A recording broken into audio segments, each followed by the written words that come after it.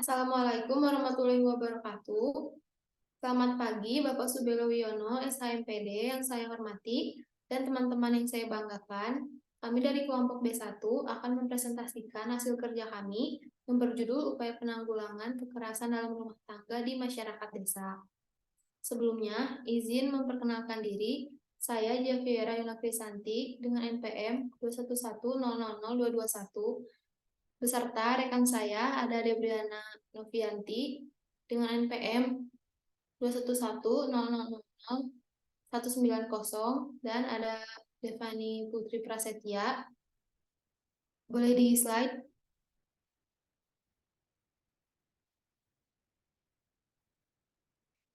Dan ada Devani Putri Prasetya dengan NPM 211000218. Slide. Di sini ada daftar isi. Yang pertama,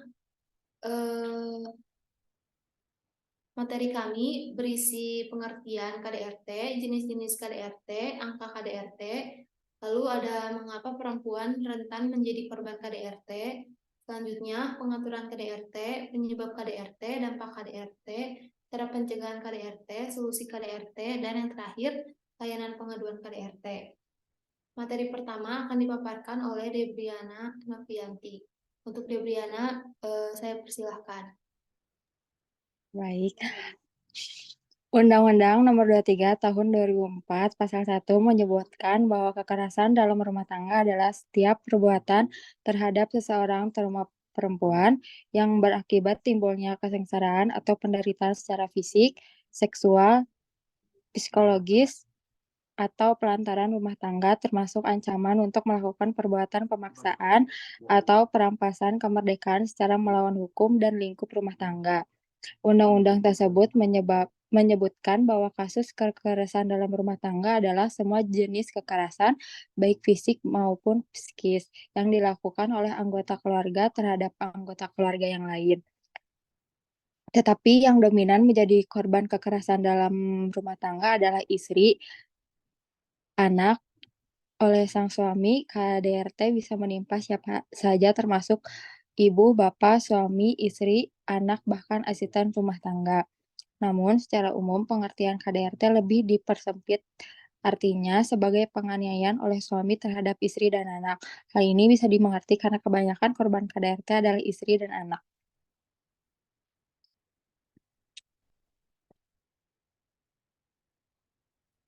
Jenis-jenis KDRT yang pertama ada kekerasan fisik. Kekerasan fisik adalah perbuatan yang mengakibatkan rasa sakit, jatuh sakit, serta luka berat.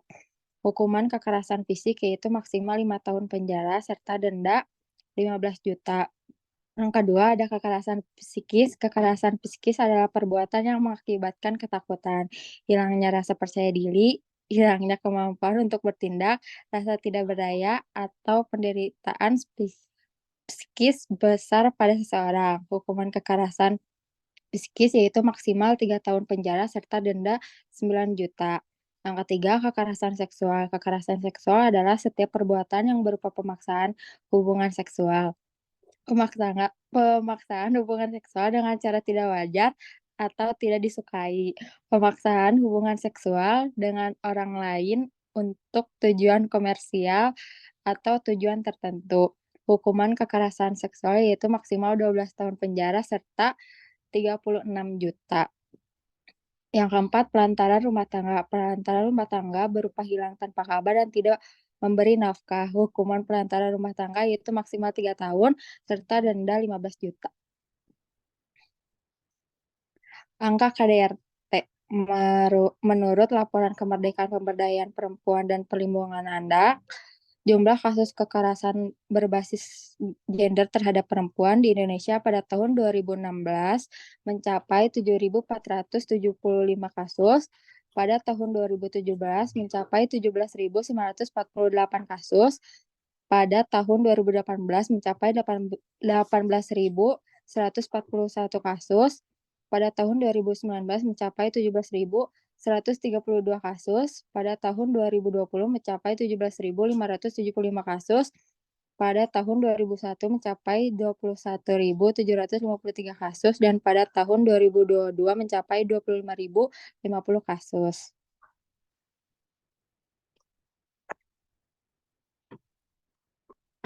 Materi selanjutnya akan saya paparkan sendiri mengapa perempuan rentan menjadi korban KDRT.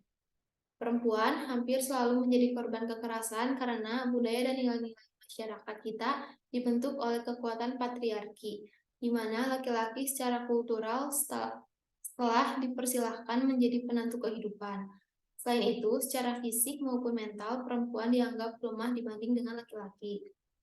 Menurut Foucault, laki-laki terbentuk menjadi pemilik kuasa yang menentukan arah dalam masyarakat.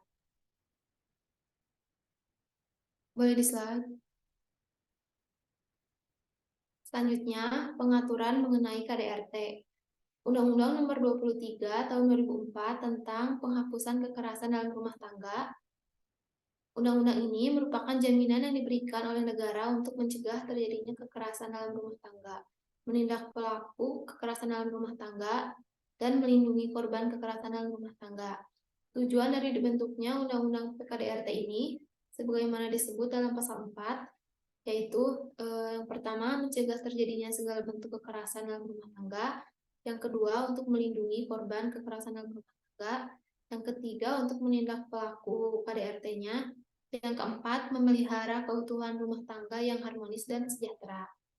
Lalu ruang lingkup dalam Undang-Undang PKDRT ini, berdasarkan pasal 2 Undang-Undang PKDRT, menegaskan bahwa ruang lingkup dari undang-undang ini tidak hanya terhadap perempuan, tetapi pihak-pihak sebagaimana di bawah ini, yaitu suami, istri, dan anak, orang-orang yang memiliki hubungan keluarga baik karena darah, perkawinan persusuan, pengasuhan, dan yang menetap dalam rumah tangga. Yang ketiga, orang yang bekerja membantu rumah tangga dan menetap di dalam rumah tangga tersebut. Materi selanjutnya, penyebab KDRT. Yang pertama itu, laki-laki dan perempuan tidak dalam posisi yang setara. Masyarakat menganggap bahwa laki-laki harus lebih kuat, berani, serta keras dibandingkan dengan perempuan. Yang kedua, pemahaman yang keliru terhadap ajaran agama, sehingga timbul anggapan bahwa laki-laki boleh menguasai perempuan. Yang ketiga, kondisi kepribadian dan psikologis suami istri yang tidak stabil. Yang keempat, perselingkuhan serta kesalahpahaman di antara suami istri menjadi salah satu penyebabnya. Yang kelima, banyaknya korban yang tidak berani speak up sehingga memberikan efek jera terhadap pelaku. Yang terakhir, tingginya angka kemiskinan, pengangguran, dan angka putus sekolah masyarakat. Indonesia, khususnya perempuan dan anak, merupakan faktor utama dan rentan menjadi korban KDRT. Materi selanjutnya akan dipaparkan oleh Devani Putri. Untuk Devani, saya persilahkan. Selanjutnya ada dampak KDRT. Kejadian KDRT dapat meninggalkan luka psikologis yang sangat dalam bagi korbannya. Korban dapat mengalami trauma yang berkepanjangan dalam kehidupannya. Beberapa gangguan kesehatan mental yang disebabkan KDRT diantaranya adalah yang pertama ada depresi. Dampak dari KDRT ini disebabkan oleh peristiwa traumatis, bahkan depresi yang terjadi dapat berkembang menyebabkan bunuh diri. Yang kedua ada PTSD, Post Traumatic Stress Disorder. Berbagai gejala dari PTSD adalah ketakutan, kerentanan, hingga ketidakberdayaan. Yang ketiga ada anxiety disorder. Pengidapnya dapat alami rasa takut secara tiba-tiba jika teringat kekerasan yang dialami atau bahkan tanpa sebab yang jelas. Yang keempat ada penyalahgunaan zat. Korban yang kerap mabuk karena obat-obatan atau alkohol juga cenderung kehilangan kendali atas perbuatannya.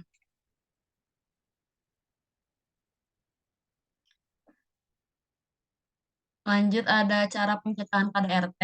Yang pertama, setiap orang bukan objek kekerasan. Perlu menyadari bahwa setiap orang berhak untuk hidup dengan aman, tenang, dan damai serta tidak layak sedikit pun disakiti dan dilukai. Yang kedua, tanamkan rasa empati, jujur, dan terbuka. Jika tidak ingin disakiti, maka janganlah menyakiti pasangan. Bersikap untuk saling menghormati, menghargai, dan berempati satu dengan yang lainnya. Yang ketiga ada kekerasan bukan solusi. Kekerasan tidak akan menyelesaikan masalah, justru membuat masalah semakin besar dan banyak kerugian yang didapatkan. Dari sisi rumah tangga, kekerasan akan membuat suatu keluarga menjadi rusak, bahkan cerai-berai. Dengan menyadari bahwa kekerasan bukanlah solusi, maka kekerasan akan minim terjadi. Yang keempat, tanamkan rasa saling percaya dan hindari prasangka buruk. Berprasangka buruk dapat membuat kita memandang seseorang memiliki kesalahan dan hal-hal buruk di belakang kita. Hal ini dapat memicu niat melakukan kekerasan, maka kita harus selalu menghindari segala bentuk prasangka buruk. Yang kelima, jauhi perselingkuhan. Perselingkuhan menjadi salah satu penyebab yang paling sering menimbulkan KDRT. Selingkuh bisa membuat kita tidak menghargai pasangan dan tumbuh prasangka buruk sehingga segan untuk melakukan kekerasan.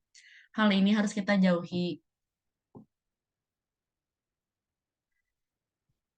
Selanjutnya ada solusi KDRT. Yang pertama, tidak menyalahkan diri sendiri. Tindakan seperti ini akan membuat diri kita lebih stres. Hal ini tidak sepatutnya dilakukan karena tidak ada kekerasan yang dapat dibenarkan.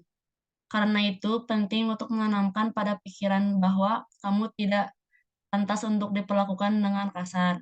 Yang kedua, bersikap tegas. Jangan pernah memaklumi dan membiarkan kekerasan yang terjadi. Pastikan juga untuk membela diri dengan melawan dan melaporkan kepada pihak yang berwenang. Ketiga, persiapkan bukti-bukti. Jika situasi semakin parah, kamu dapat membuktikan bahwa seseorang benar melakukan tindak kekerasan. Yang keempat, pergi dan hindari. Jika hal tersebut sudah mengancam nyawa, maka sebaiknya pergi dan hindari untuk meminimalisir hal-hal yang tidak diinginkan terjadi. Selanjutnya ada layanan pengaduan KDRT. Yang pertama ada kepolisian. Sebagaimana diatur dalam pasal 13 Undang-Undang Nomor 2 Tahun 2002 tentang kepolisian Negara Republik Indonesia, peran penyidik kepolisian menjadi kunci penanggulangan tindakan KDRT. Yang kedua, ada P2TP2A, Pusat Pelayanan Terpadu Pemberdayaan Perempuan dan Anak.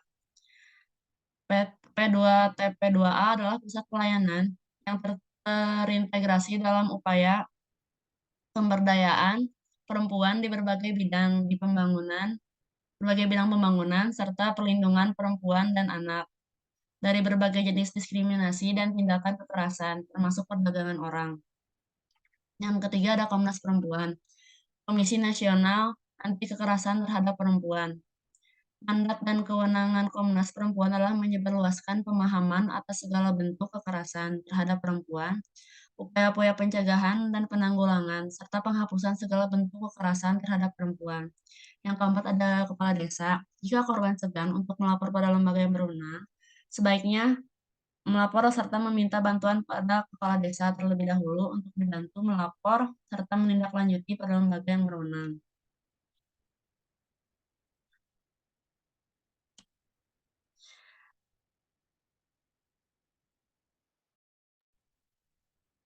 Baik, kami akhiri presentasi pagi ini. Mohon maaf bila ada salah kata.